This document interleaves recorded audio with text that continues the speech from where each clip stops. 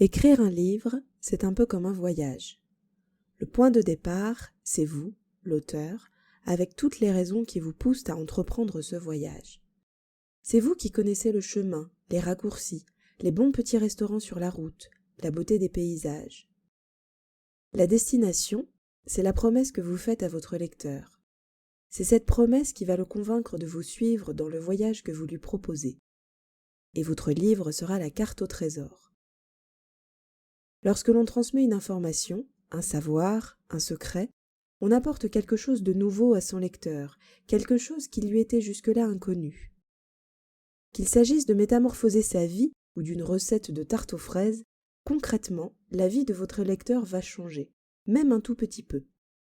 Il ne sera plus tout à fait le même entre le début et la fin de sa lecture, parce que vous lui aurez transmis quelque chose. Mais avant de se lancer dans un voyage, il faut bien se préparer.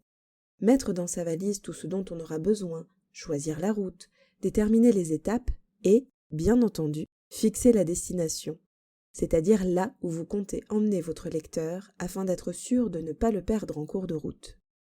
La plupart des gens qui se lancent dans l'écriture d'un livre de non-fiction commencent par ce qui leur semble évident, écrire, et nous avons tous le même réflexe.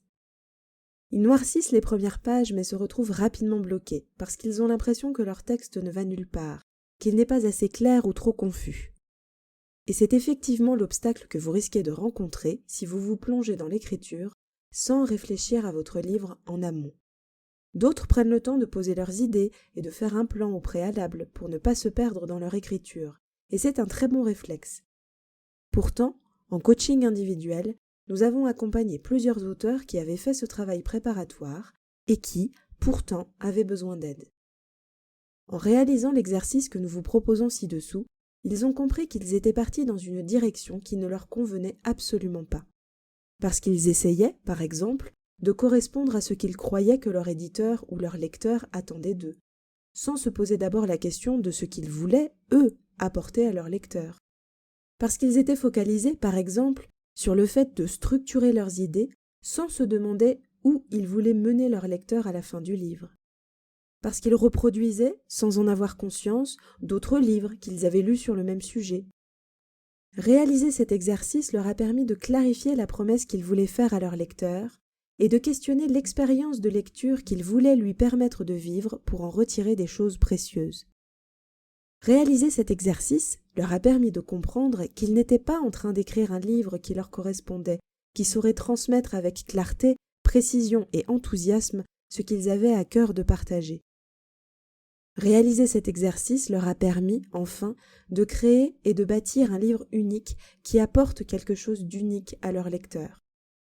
L'exercice qui suit va vous permettre d'approfondir votre projet, de mieux dessiner ses contours, de clarifier votre alignement et votre intention pour votre lecteur.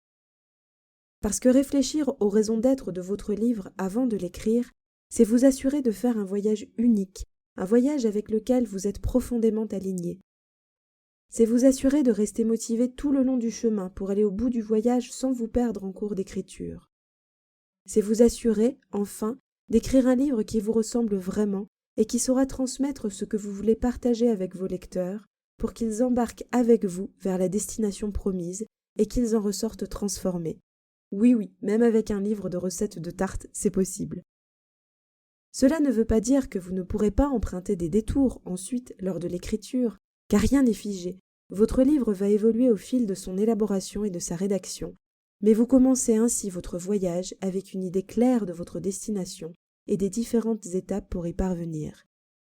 Et il est tout de même plus facile de gravir la montagne quand on connaît le sentier et qu'on sait où l'on met les pieds.